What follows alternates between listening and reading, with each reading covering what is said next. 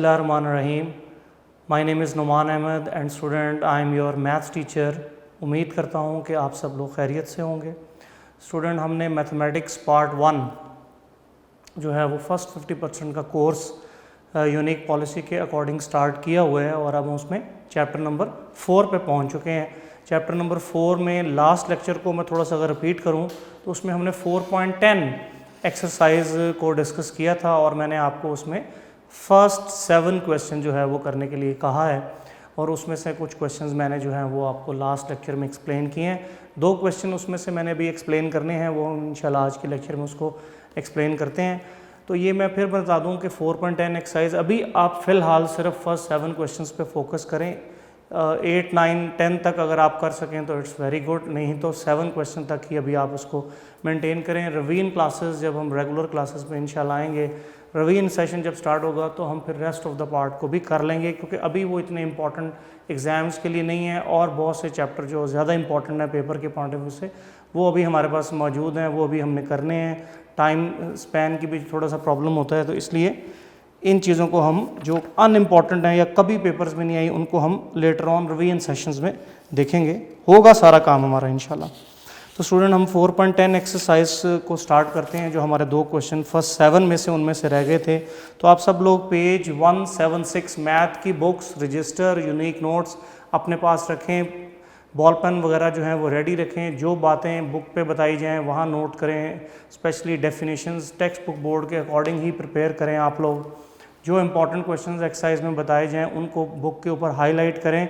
ये जब रेगुलर हम जो है वो सेशन हमारा स्टार्ट होगा, फिज़िकल जो है वो इंट्रैक्शन जब स्टूडेंट्स टीचर का होगा, तो मैं ये चेक करूँगा कि जो मैं इन लेक्चर्स में आप लोगों को बताता रहा हूँ कि आपने ये क्वेश्चन इंपॉर्टेंट है बुक पे नोट करें, ये टाइप 1 के क्वेश्चन है, ये टाइप 2 के क्वेश्चन है, तो वो आपने किए हों, मैं ये चेक करूँगा आपको बाद में। ओके स्टूडेंट, 4.10 एक्सरसाइज है, चैप्टर नंबर 4 है, फर्स्ट ईयर मैथमेटिक्स है, चैप्टर नंबर 4, 4.10 एक्सरसाइज, पेज 176। तो इसमें क्वेश्चन नंबर 1 है। मैं क्वेश्चन को रीड करता हूँ, आपको मैं वो मेथड रिवाइज कर दूँ कि हमने वो मेथड जो पढ़ा था कि आपने ट्रांसलेट अननोन क्वांटिटीज़ को एक्स या वाई लेट करते हैं। ये इस एक्सरसाइज को करने का वर्किंग रूल था कि जो अननोन क्वांटिटीज़ हैं उसको आप एक्स या वाई लेट करते हैं और उसके बाद translate the problem into symbols. उस प्रॉब्लम को ट्रांसलेट करेंगे और उसको सिंबल्स में शिफ्ट करेंगे, मैथमेटिकल सिंबल्स में। मैथमेटिकल सिंबल्स में जब क्वेश्चन शिफ्ट होगा तो वो डेफिनेटली क्वाड्रेटिक इक्वेशन बनेगा। किसी क्वेश्चन में वो 1 वेरिएबल की क्वाड्रेटिक बनता है, किसी क्वेश्चन में वो 2 वेरिएबल की क्वाड्रेटिक इक्वेशन बनता है। Clear student? तो इस तरह आपने उसी आइडिया को जहन में रखते हुए इस पे काम करना है। तो क्वेश्चन नंबर 1 है, मैं स्टेटमेंट को रीड कर रहा हूँ। The product of 1 less then, product करना है किसको?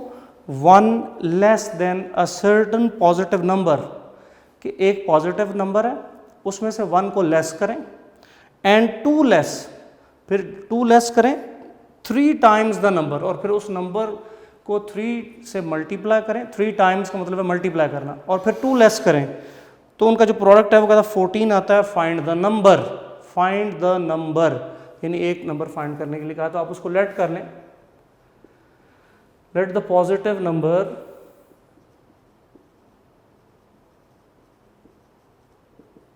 B x.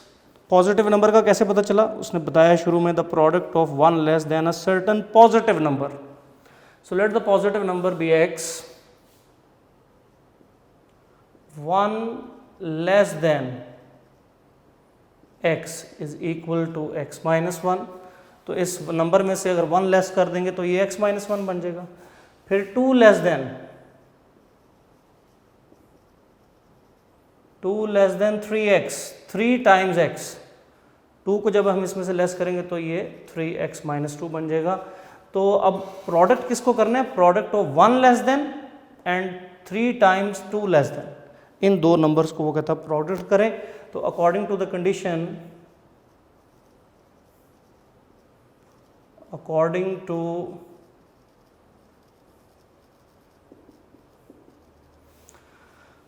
to given condition, x minus 1 into 3x minus 2 is equal to 14। तो इनका आपने प्रोडक्ट करके इक्वल टू 14 जो है वो क्वेश्चन की डिमांड है। अब हमें x फाइंड करना है कि अब x क्या होगा। हमने कहा है कि जब आप ट्रांसलेट कर लेंगे प्रॉब्लम को इनटू सिंबल्स, वो क्वाड्रेटिक इक्वेशन बननी चाहिए। ये हमने उसको सिंबल्स में शिफ्ट किया है। तो 3x² - 2x - 3x + 2 - 14 = 0।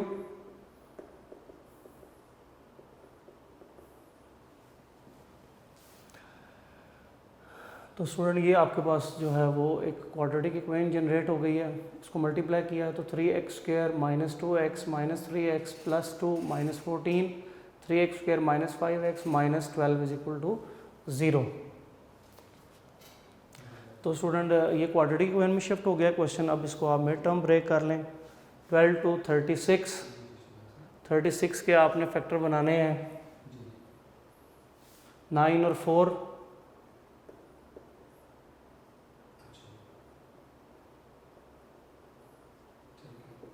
3x common,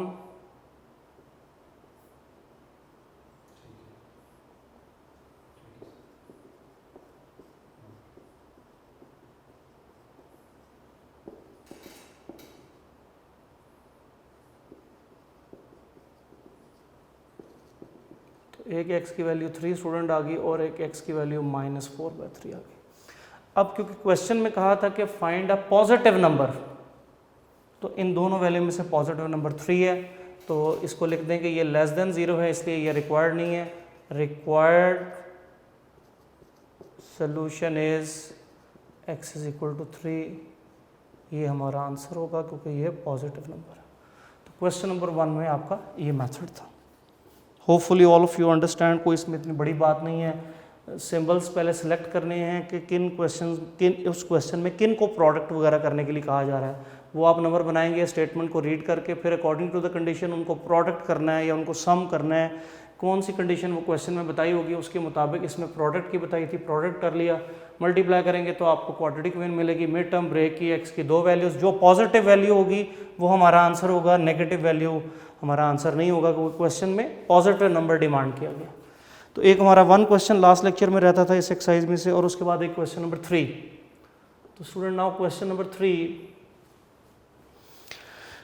3 की मैं स्टेटमेंट रीड कर रहा हूँ, आप उसको सुने और फिर उसके मुताबिक उसको हम शिफ्ट करेंगे मैथमेटिकल प्रॉब्लम में। डिवाइड 40 into 2 पार्ट्स, कि 40 एक नंबर है, उसके 2 हिस्से करने हैं आपने। अब 2 हिस्से कौन से करने हैं अभी हमें नहीं मालूम, इसका मतलब है कि आपको इसमें एक हिस्से को x लेट करना होगा और एक हिस्से को y। Divide 40 into 2 parts such that the sum of their square is greater than 2 times their product. तो ये जो ग्रेटर का कॉन्सेप्ट हमने लास्ट टाइम किया था कि जब एक नंबर दूसरे से ग्रेटर है, कितने यूनिट ग्रेटर है, तो वो हम डिफरेंस करते हैं उस चीज़ को। लास्ट लेक्चर में हमने ये बात की थी, तो उसी आइडिया को यूज़ करेंगे। Let 1 part of 40 is x and second part of 40 is y। एक पार्ट को x लेट कर लें और दूसरे पार्ट को आप y लेट कर लें।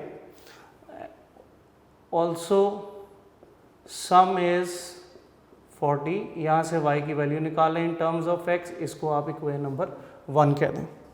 क्लियर? अब जो 2 पार्ट हमने 40 के सिलेक्ट किए हैं वो कह रहा है कि कैसे उनको सिलेक्ट करना है। Sum of their squares, sum of their square is greater than 2 times their product. Sum of their squares, तो आप यहां लिखेंगे according to given condition. Sum of their square, मैं रफ वर्क में थोड़ा सा एक्सप्लेन कर रहा हूं आपको। ये ऐसे है, सम ऑफ देयर स्क्वायर्स यानी x² + y², सम करना है और साथ उनका square. Sum of their square is greater than 2 times their product यानी 2 into xy। तो आपको याद आता हमने लास्ट लेक्चर में ये पढ़ा था कि x is greater than y, तो इसको हम x - y लिखते हैं। तो इसी आइडिया से हमने इसके लिए भी अरेंजमेंट करनी है। तो x² + y² - 2xy is equal to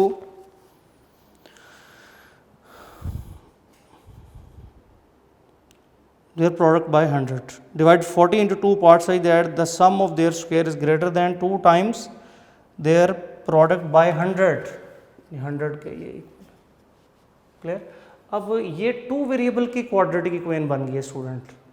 तो टू वेरिएबल आपने 4.89 एक्सरसाइज की है कि टू वेरिएबल की जो क्वाड्रेटिक होती है वो अकेले सॉल्व नहीं होती, उसके लिए एक और इक्वेशन साथ रिक्वायर्ड होती है. इसलिए ये इक्वेशन नंबर 1 हमने लीनियर बना के रखी. तो ये लीनियर और क्वाड्रेटिक का पेयर बन गया. तो आप जानते हैं कि इस पेयर को कैसे सॉल्व करते हैं. y की वैल्यू यहाँ यूज़ कर लें.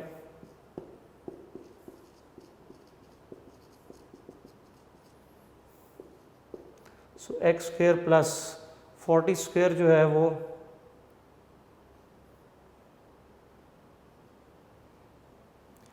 ये आपका बन जाएगा 1600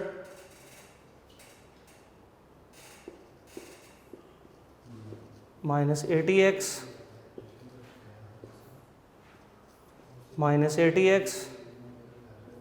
plus x square minus 100 is equal to 0. तो ये अगर आप इनको ऐड कर लें तो 2x स्क्वेयर 3 टर्म्स हैं एक्स स्क्वेयर की. 3x square plus minus 80 minus 80 minus 160x और ये सब्ट्रैक्ट हो जाएगा तो प्लस 1500 इज इक्वल टू 0. तो स्टूडेंट ये हमारी क्वाड्रेटिक बन गई. इसमें से ये 3 कॉमन आ रहा है. टेकिंग 3 कॉमन, 3 को अगर आप इसमें से कॉमन ले लेंगे तो ये बन जाएगा एक्स स्क्वेयर माइनस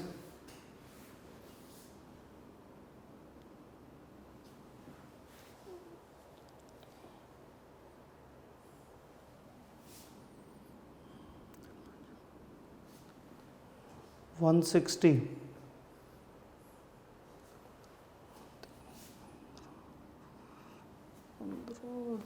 3 कॉमन लिया है. तो इसको ज़रा एक दो दोबारा देख लेते हैं. वैल्यूज़ हमारी ठीक है. सम 40 है. Divide 40 into two parts. y की वैल्यू 40 माइनस एक्स आ गई according to the given condition. आपने sum of their square is greater than 2 times their product by 100. Question number 3 2 times their product. ठीक है. फिर हमने y की वैल्यू यहाँ यूज़ कर ली. 40 minus x whole square minus 2x 40 minus x. इसको आपने अरेंज कर लेना है. X square as it is.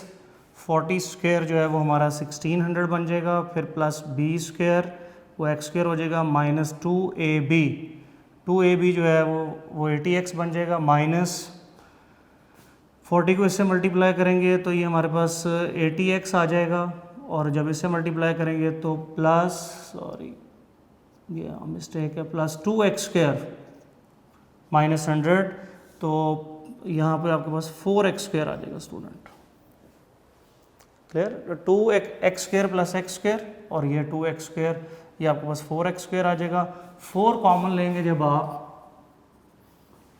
तो 4 कॉमन आ जाएगा. X square minus 40x plus 375 is equal to 0. 4 3 12 यहाँ आ जाएगा 3 4 7 जो है वो 28 और 2 का 4 5 20. तो x square minus 40x plus 375 is equal to 0. Student ये जो है वो हमारे पास इसके फैक्टर बन जाएंगे.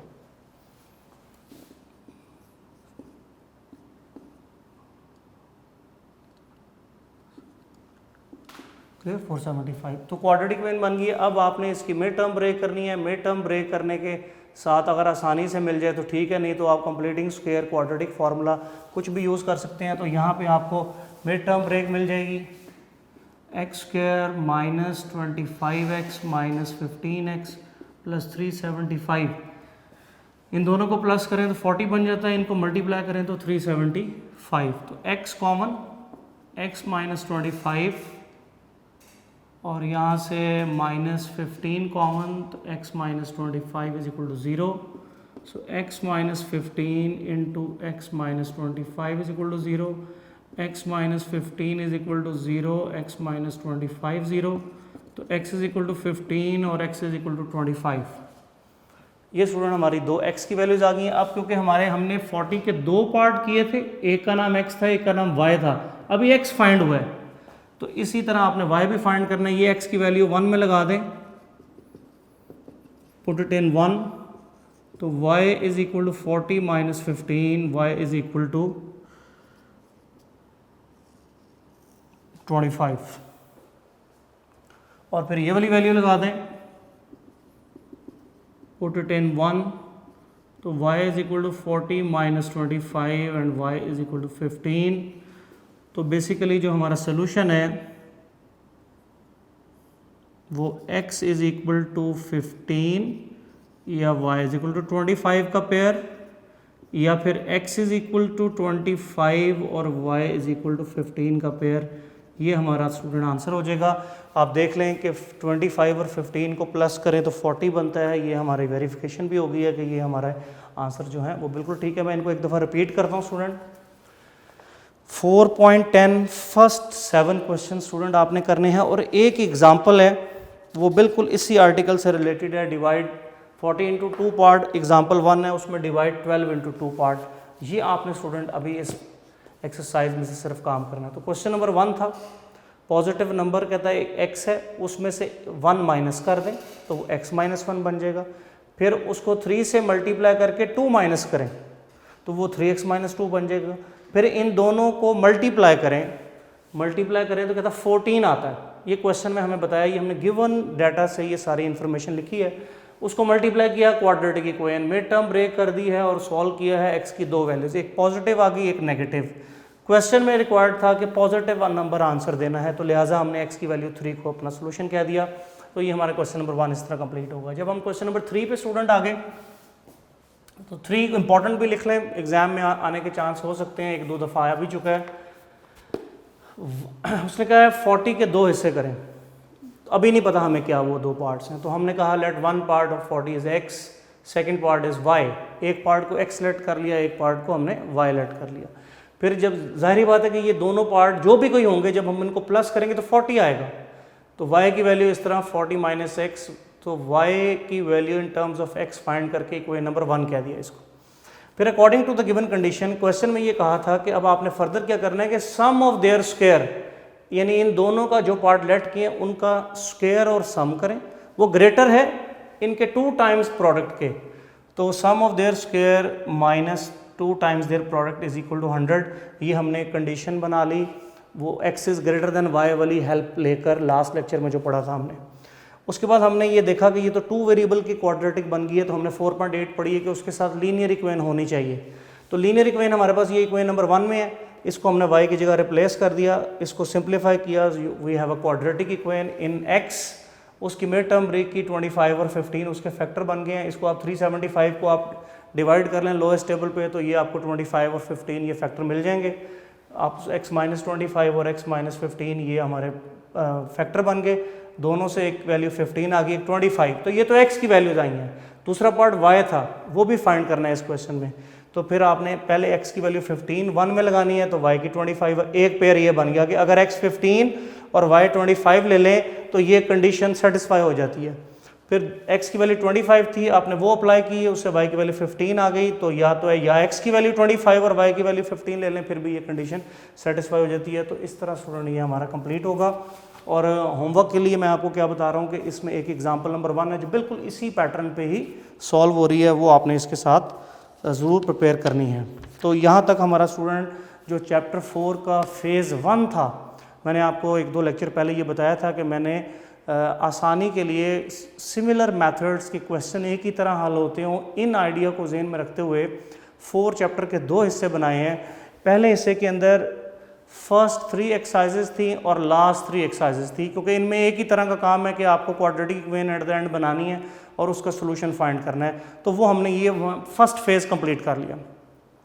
इस फेज़ की मैं आपको बोर्ड वेटेज बता दूं कि इस फेज़ में मोस्टली लॉन्ग क्वेश्चंस हैं, शॉर्ट भी हैं, जैसे कि 4.1 में या 4.2 में कुछ शॉर्ट क्वेश्चन हैं, उसके बाद या 4.7 के ये जो पहले 7 हैं ये कुछ शॉर्ट क्वेश्चन है, अदरवाइज मोस्टली ये लॉन्ग क्वेश्चंस का एरिया, और 4 चैप्टर से एक लॉन्ग पार्ट आना होता है। तो इस ग्रुप में से कोई भी पार्ट आने के चांस हो सकते हैं, लेकिन ये जो फेज़ 1 है ये लॉन्ग है, इसकी वेटेज सेकंड फेज़ से कम है। ज़्यादातर जो सेकंड फेज़ अब हम करेंगे ये 4 चैप्टर में ज़्यादा इंपॉर्टेंट एरिया समझा जाता है, शॉर्ट के लिए भी और लॉन्ग क्वेश्चंस के लिए भी। लेकिन इसीलिए आपने फर्स्ट फेज़ को कंप्लीट करने के बाद उसमें को मोस्टली लॉन्ग क्वेश्चंस के लिए ट्रीट करना है, एक पार्ट लॉन्ग आना होता है। इसका हिसाब भी रखें कि कितने को टाइम हम इन चीज़ों को दें कि हम एक पार्ट इसमें से अटैम्प्ट कर लें। एट द एंड मैं आपको सारी एक्सरसाइजेज में से इंपॉर्टेंट क्या क्या हैं, लॉन्ग ज़्यादातर कौन से हैं, वो भी साथ एक्सप्लेन करूँगा।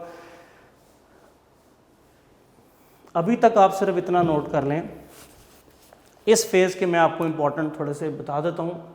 Student exercise 4.1 question number 8, question number 19, 20।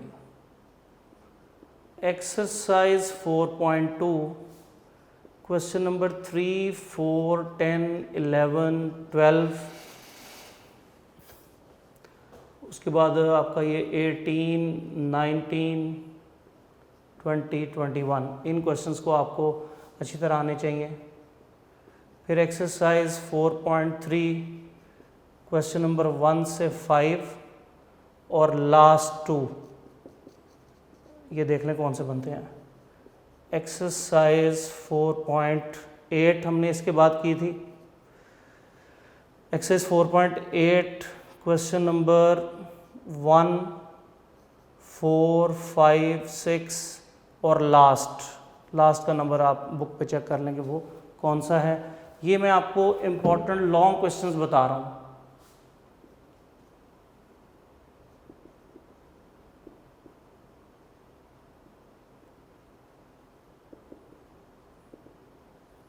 ये लॉन्ग क्वेश्चंस हैं फर्स्ट पार्ट के।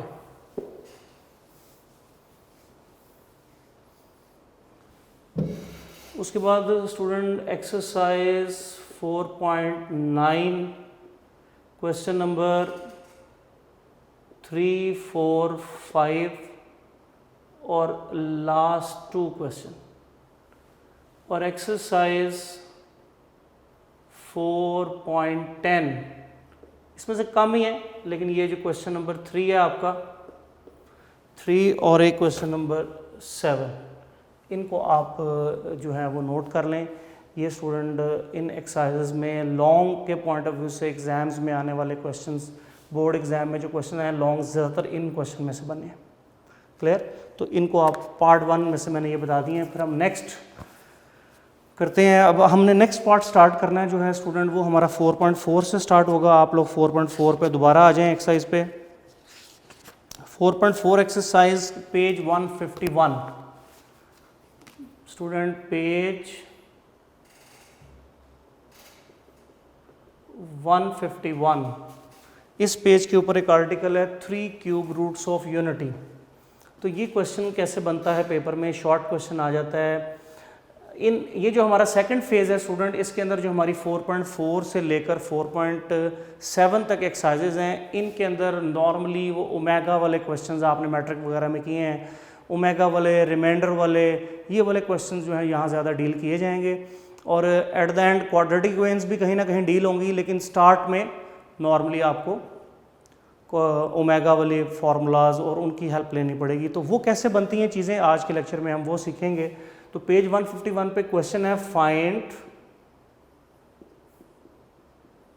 3 क्यूब रूट्स ऑफ यूनिटी। ये स्टूडेंट हमारा क्वेश्चन है। तो ये पेपर में शॉर्ट क्वेश्चन आ जाता है। तो आपने इसका सोल्यूशन, आपने ये सिर्फ समझ लें, बुक पे पेज 151 के ऊपर ये बिल्कुल सोल्यूशन सारा बड़ा एग्जैक्ट किया हुआ है, इसकी प्रॉपर्टीज़ के भी सोल्यूशन किए हुए हैं बड़े एग्जैक्ट। तो आप इनको सिर्फ समझें, बोर्ड पे इनको समझ लें, बुक के ऊपर नोट किए हुए हैं, बाद में वहाँ से आप इनको नोट कर लीजिएगा। तो find 3 cube roots of unity, ये क्वेश्चन अगर आए तो आपने इसका सोल्यूशन जो है वो क्या लिखना होगा। तो 3 क्यूब, 3 का मतलब 3, क्यूब रूट्स का मतलब 1/3 पावर ऑफ यूनिटी, किसकी? यूनिटी का मतलब 1। यानी 1 का क्यूब रूट अगर लें तो 3 आंसर आते हैं, कहता फाइंड करें, find 3 cube roots of unity, कि यूनिटी का क्यूब रूट लेने से 3 आंसर आते हैं, वो 3 आंसर फाइंड करें। ये बेसिकली क्वेश्चन है। तो जाहिर बात है कि 3 आंसर लाने के लिए हम ये जो अलजेब्रिक इक्वेशंस पढ़ रहे हैं तो उसमें डिग्री 3 होनी चाहिए। जैसे क्वाड्रेटिक है उसकी डिग्री 2 है तो उसके 2 आंसर आते हैं। अब 3 आंसर हमें किसी अगर इक्वेशन के लाने हैं तो उसकी डिग्री 3 होनी चाहिए, तो उसमें वेरिएबल भी होना चाहिए। तो हम पहले लेट कर लेते हैं, let x is equal to 1 power 1/3 कि यूनिटी का cube root is equal to x, ये हमने उसको x लेट कर लिया। अब x की इस वक्त तो डिग्री 1 है तो इसके तो एक सोल्यूशन बनेगा, हमें तो 3 कह रहा है, तो taking cube both side, taking cube both side, तो x cube is equal to 1। तो यहां से स्टूडेंट इसको आप x cube minus 1 cube is equal to 0 ऐसे लिख सकते हैं। हम इसको 1 को उधर शिफ्ट कर दें तो a cube minus B cube ये फॉर्मूला बन जाएगा। तो ये आपने फार्मूला यूज़ करना है। ये फार्मूला क्या है, a minus B A square plus A B plus B square is equal to 0। तो दो टर्म्स का ये प्रोडक्ट बन गया, समझिए फार्मूला लगाने से फैक्टर बन गए। फैक्टर कैसे सॉल्व होते हैं कि दोनों को आप 0 के इक्वल रख लें, एक आंसर आपका स्टूडेंट 1 आ जाएगा और ये दूसरा जो है वो क्वाड्रेटिक इक्वेशन बन गया है। इसकी मिड टर्म ब्रेक होती है तो ठीक है, नहीं तो आपको क्वाड्रेटिक फार्मूला लगाना पड़ेगा। तो here a is 1, b is 1, c is 1,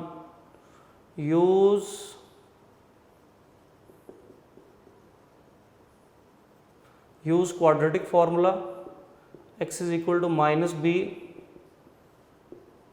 b square minus 4ac over 2a minus 1 b square minus 4ac over 2a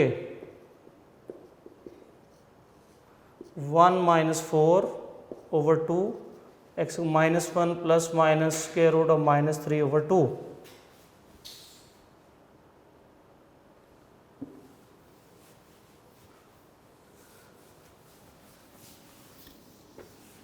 clear student? तो इसको आप x is equal to minus 1 plus minus square root of 3 iota over 2 लिख लेंगे।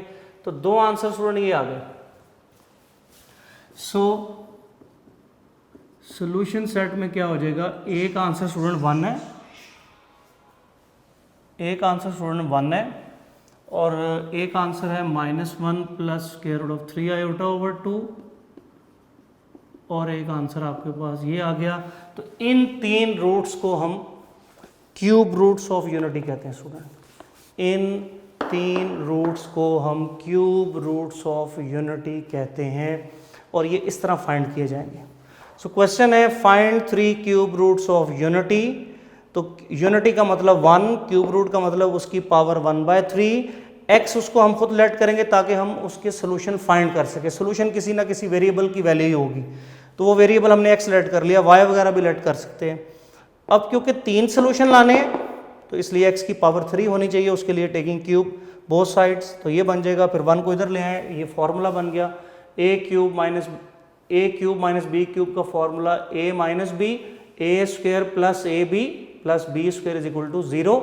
ये हमने use किया, दो factor बन गए, 0 हैं, दोनों फैक्टर्स को 0 किया, एक से फॉरन वैल्यू आ गई, एक क्वाड्रेटिक इक्वेशन बन गई। ए बी सी हमने उसमें से सिलेक्ट करने के बाद क्वाड्रेटिक फार्मूला के थ्रू उसके 2 आंसर फाइंड किए और वो कॉम्प्लेक्स रूट्स 2 आ गए हैं। आयोटा इन्वॉल्व हो जाए तो वो रूट्स हमारे कॉम्प्लेक्स रूट्स हो जाते हैं। तो इससे पहले स्टूडेंट हमने जो जितने भी इक्वेशन सॉल्व किए हैं हमने किसी में ये नहीं कहा कि इस इक्वेशन के जो आंसर आए हैं उनको आप मेमोराइज करें, ऐसा किसी क्वेश्चन में नहीं हुआ। लेकिन ये क्वेश्चन ऐसा है find 3 cube roots of unity की, इसके ये जो 3 आंसर आए हैं ये आपको मेमोराइज करने हैं। आंसर भी याद होने चाहिए कि अगर मैं कहीं ये वाली वैल्यू लिखूं तो आपको ये पता हो कि ये तो क्यूब रूट ऑफ यूनिटी के आंसर थे, क्योंकि इन आंसर की बेस पे ही ये पूरी एक्सरसाइज को हमने डील करना है, जो हम 4.4 एक्सरसाइज नेक्स्ट हम करेंगे।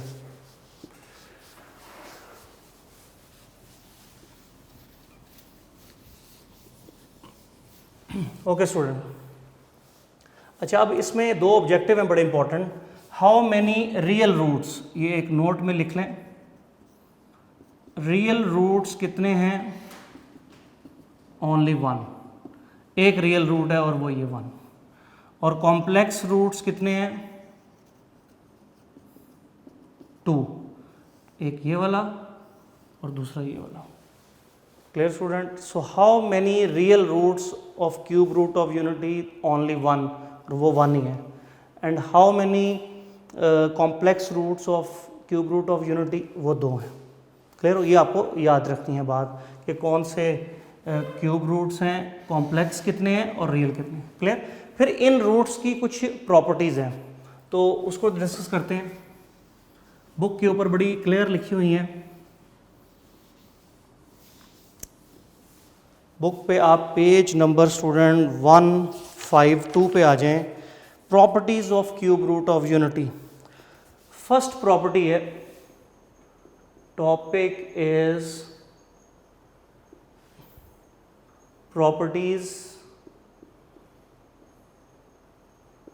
properties of cube roots of unity।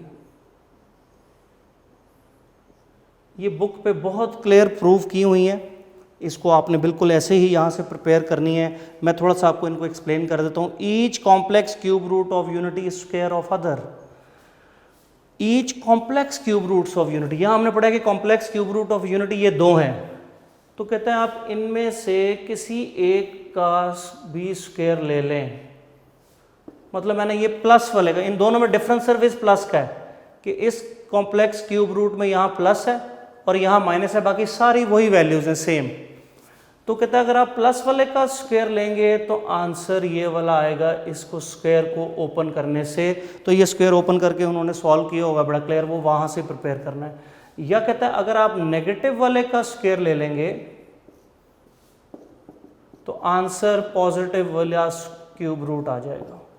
तो ये प्रॉपर्टी 1 से हमें ये इंफॉर्मेशन मिलती है कि जो कॉम्प्लेक्स क्यूब रूट्स हैं उनका स्क्वायर अगर लें तो वो दूसरे वाला आंसर आता है। Square of each other, plus वाले का स्क्वायर लिया, इसको सिंप्लीफाई करेंगे तो ये वाला आंसर आ जाएगा। और अगर आप नेगेटिव वाले का स्क्वायर ले लें तो इसको सिंप्लीफाई करेंगे तो प्लस वाला स्क्वायर है। ये प्रूव किया हुआ है, ये प्रूव आपने प्रिपेयर करना है, बुक पे बहुत क्लियर प्रूव किया हुआ है। ये है प्रॉपर्टी 1। इस प्रॉपर्टी की बेस पे एक फॉर्मूला बन रहा है, उसको मैं नोट में लिख रहा हूँ।